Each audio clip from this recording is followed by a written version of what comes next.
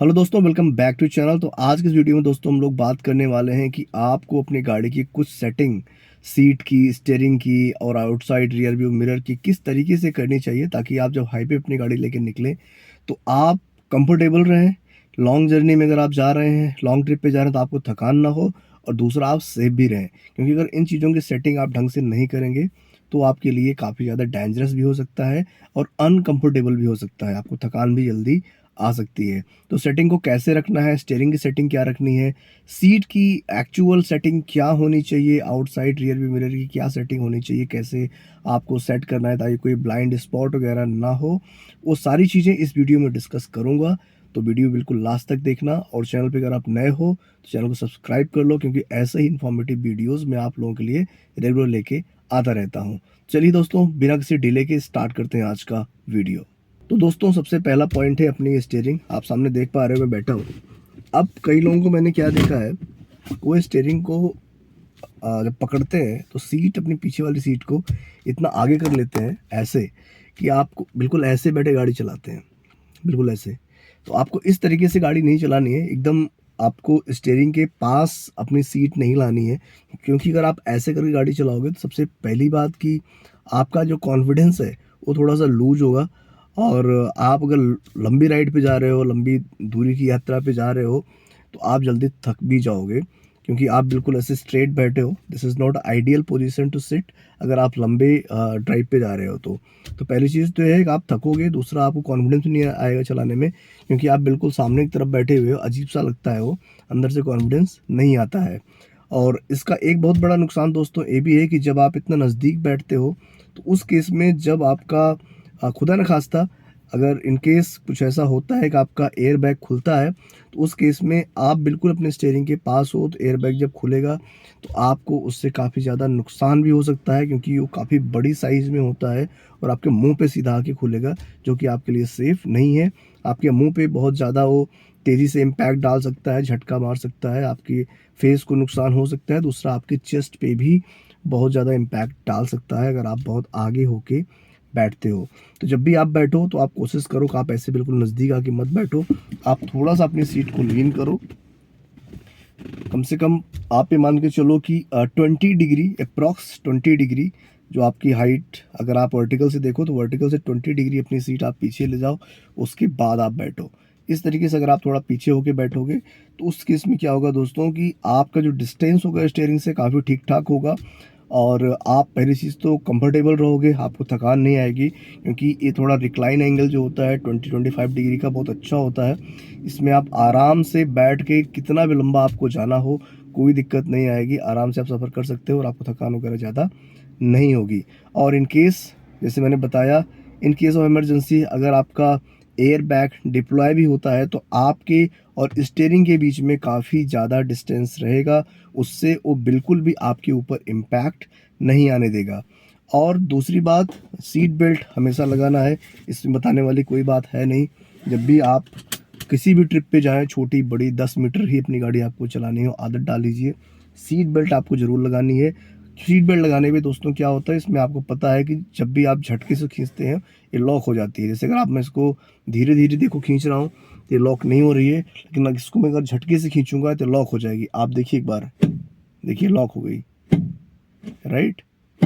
इसका मतलब ये होता है कि जब भी आप कभी इमरजेंसी में गाड़ी पे एकदम से कोई इम्पैक्ट होगा, जब आप ऐसे करके करेंगे तो आपको आगे नहीं आने देगा। देखिए लॉक हो गई। तो इसका ये फीचर होता है, आप इतने पे आके रुक जाएँगे, यहाँ तक आपका एयर बैग आएगा और आप बिल्कुल सेफ रहेंगे।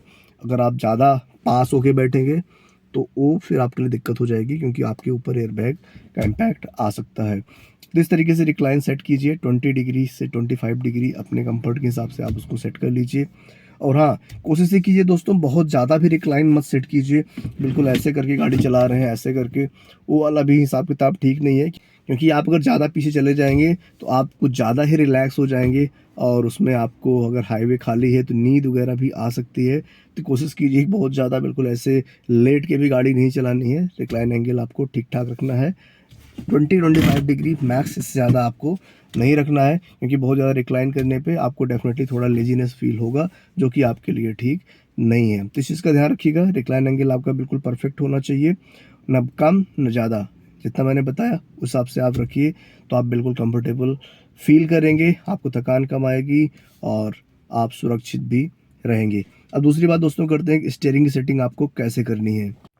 अब दोस्तों ये अपनी स्टीयरिंग है, इसमें जैसे कि आपका सिर्फ ऊपर नीचे टिल्ट का ऑप्शन आता है। ये टाटा पंच एडवेंचर रिदम पैक है, इसमें टिल्ट का ऑप्शन आता है, टेलीस्कोपिक नहीं है, मतलब इसको आप रीच को एडजस्ट नहीं कर सकते, बस आप इसको ऐसे ऊपर और नीचे एडजस्ट कर सकते हैं। तो आप इसको अपनी हाइट के हिसाब से एडजस्ट कीजिए।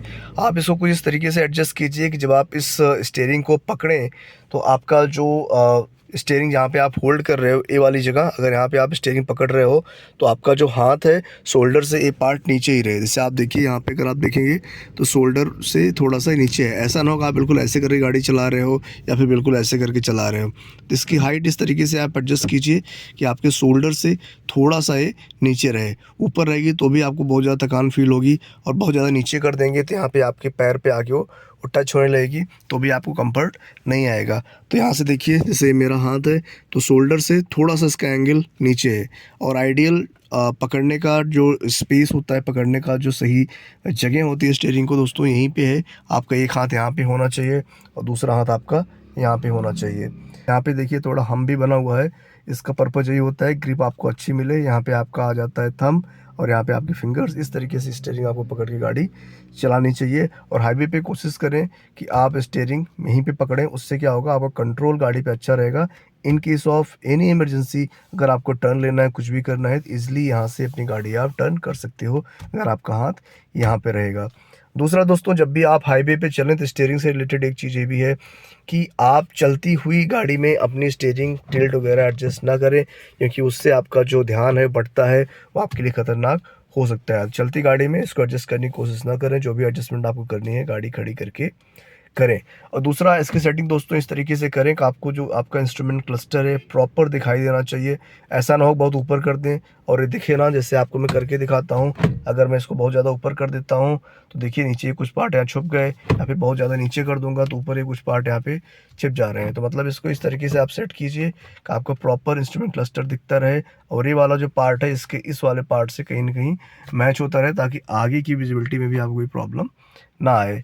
तो इससे अभी देखिए मैंने अपने आई के लेवल पे अपना फ़ोन का कैमरा रखा हुआ है, तो आप देखिए बिल्कुल परफेक्ट यहाँ से मिल रहा है, नीचे भी और ऊपर भी पूरा विजिबिलिटी मेरी ढंग से आ रही है, और इस वाली पार्ट पे पूरा स्टीयरिंग अपना आ जा रहा है। तो विजिबिलिटी में कोई ब्लॉकेज नहीं होनी चाहिए, इस तरीके से स्टीयरिंग की भी सेटिंग होनी चाहिए। इसके अलावा दोस्तों एक स्टीयरिंग से रिलेटेड इम्पॉर्टेंट बात ये भी है, कभी भी इस तरीके से हाथ करके गाड़ी ना चलाएं। मैंने कई लोगों को देखा है हाईवे वगैरह पे जब चलते हैं तो स्टीयरिंग पे ऐसे हाथ रख के बिल्कुल बैठे रहते हैं, ऐसे रख लेंगे ऐसे रख लेंगे। तो स्टीयरिंग के अंदर हाथ डाल के कभी ऐसे ना बैठें, ना ही अपना कोई, अगर आप इंस्ट्रूमेंट क्लस्टर में कुछ भी आप सेटिंग कर रहे हैं तो इसके अंदर से हाथ डाल के कुछ भी आप छेड़खानी ना करें चलती गाड़ी में। वैसे तो चलती गाड़ी में आपको कुछ भी छेड़खानी करनी ही नहीं है, फिर भी अगर कुछ करना भी है तो आप ऐसे साइड से हाथ डाल के करें, अंदर से हाथ डाल के ना करें। क्योंकि अगर आप अंदर हाथ डाले करेंगे और ऑल ऑफ सडन अगर गाड़ी के नीचे कोई पत्थर वगैरह आता है, आपकी स्टीयरिंग वहाँ पे घूम जाती है, तो आपका हाथ फ्रैक्चर हो सकता है। तो इसके बीच में कभी भी हाथ न डालें चलती हुई गाड़ी में। यहाँ पे अपना होल्ड रखें, या फिर आप यहाँ पे होल्ड रख सकते हैं इस तरीके से। एक बार यहाँ पकड़ लीजिए, दूसरा हाथ से यहाँ पकड़ लीजिए।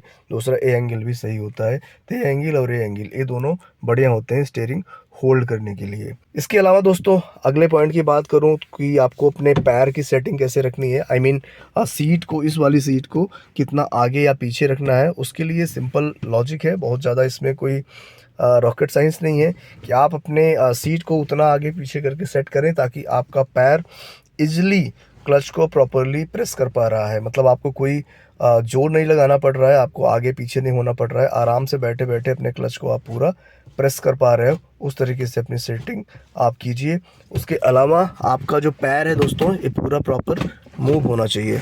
जैसे अब देखिए ये पैर जो है प्रॉपर बीच में, एक मिनट, ये पैर यहाँ पे प्रॉपरली मूव होना चाहिए। ऐसा ना हो कि आप बिल्कुल ऐसा सेटिंग करके बैठे हो कि यहाँ पे आपका पैर अटक रहा हो। उस केस में दोस्तों क्या होगा, अगर इमरजेंसी में आप कहीं क्लच ब्रेक यूज करना होगा तो आपका पैर इजीली काम नहीं कर पाएगा। नॉर्मल केस में तो इजीली हो जाता है, केस ऑफ इमरजेंसी आपको प्रॉब्लम आ सकती है।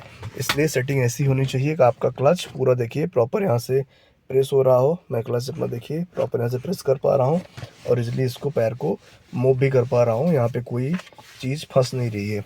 तो इस तरीके से दोस्तों अपनी सीट की आप डिस्टेंस सेट कीजिएगा कि कैसे कितनी डिस्टेंस आपको रखनी है, सो दैट आपका रीच अच्छा रहे और कोई इसमें ब्लॉकेज भी ना आए। इसके अलावा दोस्तों इम्पॉर्टेंट एक पार्ट और आपको बताना चाहता था मैं आउटसाइड रियर व्यू मिरर के रिगार्डिंग, जो कि काफ़ी ज़्यादा इम्पॉर्टेंट है। देखिए कई लोगों को मैंने देखा है जिसकी सेटिंग जो करते हैं उसकी सेटिंग दोस्तों को इस तरीके से करते हैं, जैसे अभी मैं पहले अपने आई के लेवल पे इसको लेके आता हूँ, फिर आपको बताता हूँ। इसकी सेटिंग कुछ इस तरीके से करते हैं, इस तरीके से करते हैं कि उसमें उनको अपनी गाड़ी का पूरा समझ लो कि आगे वाला डोर से लेकर के पीछे वाला डोर पूरा दिखता रहता है और उनको इससे काफ़ी ज़्यादा कॉन्फिडेंस आता है, उनको लगता है कि मुझे प्रॉपर विजिबिलिटी पीछे की आ रही है। लेकिन आपको आउटसाइड रियर व्यू मिरर की सेटिंग इस तरीके से नहीं करनी है, क्योंकि देखो बाइक आ रही पीछे अभी गायब हो गई, इतनी देर के बाद यहाँ पे दिखाई पड़ी, तो ये प्रॉब्लम दोस्तों आती है। अगर आप अपनी सेटिंग इस तरीके से करते हो कि उसमें आपका गाड़ी का पीछे वाला डोर और थोड़ा सा आगे वाला डोर दिखाई पड़ रहा है, तो सेटिंग जो है ठीक नहीं है, गलत है। इसमें आपका यहाँ पे ब्लाइंड स्पॉट बनता है। कोई अगर पीछे से बाइक आ रही है, यहाँ से बाइक दिखना जब बंद होगी और जब यहाँ आपको एक्चुअल दिखना शुरू होगी, उसके बीच में 1-2 सेकंड का गैप हो जाता है, जो कि आपके लिए रिस्की हो जाता है। क्योंकि हाईवे पे अगर मान लीजिए आप टर्न लेने वाले हो और उस वाले ब्लाइंड स्पॉट पे अगर कोई गाड़ी चला रहा है, कोई बाइक या कार चल रही है, तो वो नहीं दिखेगी। अब जैसे ध्यान दीजिएगा, अभी यहाँ पे देखिए ये बाइक गायब हुई, इतनी देर के बाद यहाँ पे आके दिखी, तो ये प्रॉब्लम दोस्तों आती है। इसकी सेटिंग आपको कैसे करना है, इसको थोड़ा सा और राइट साइड में लेके जाना है यहाँ पे, ताकि आपकी गाड़ी मतलब आपको सेटिंग इस तरीके से करनी है कि जब आप ड्राइविंग पोजीशन पे बैठ रहे हो तो आपको अपनी गाड़ी ज़रा सी हल्की सी पीछे बस दिखनी चाहिए, बस उसके अलावा कुछ भी नहीं दिखना चाहिए। हल्का सा ज़रा सा गाड़ी पीछे दिख रही हो बस, अगर नहीं दिखेगी तब भी चलेगा, लेकिन बहुत ज़्यादा नहीं, इतना भी नहीं दिखना चाहिए, एकदम बिल्कुल ऐसे कर देना है। अब इस केस में आपका ब्लाइंड स्पॉट ऑलमोस्ट ज़ीरो हो जाता है। अब जब कोई गाड़ी पीछे से आएगी, कोई बाइक आएगी, तो जैसे ही यहाँ से वो डिसअपीयर होगी आपको यहाँ पे दिख जाएगी।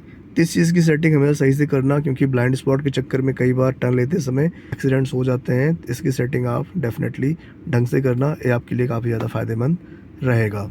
तो दोस्तों यही था आज का वीडियो। आई होप वीडियो आपको अच्छा लगा होगा। वीडियो अगर अच्छा लगा है तो वीडियो को लाइक कर दीजिएगा, और जैसे मैंने पहले बताया चैनल पे अगर आप नए हो तो चैनल को सब्सक्राइब किए बिना मत जाना, क्योंकि ऐसे ही इन्फॉर्मेटिव वीडियोस आप लोगों के लिए रेगुलर लेके मैं आता रहता हूँ। तो दोस्तों जल्दी मिलता हूँ किसी नए और इंटरेस्टिंग और इन्फॉर्मेटिव वीडियो के साथ। तक के लिए अपना ख्याल रखिए, अपने घर परिवार ख्याल रखिए। जय हिंद, जय भारत।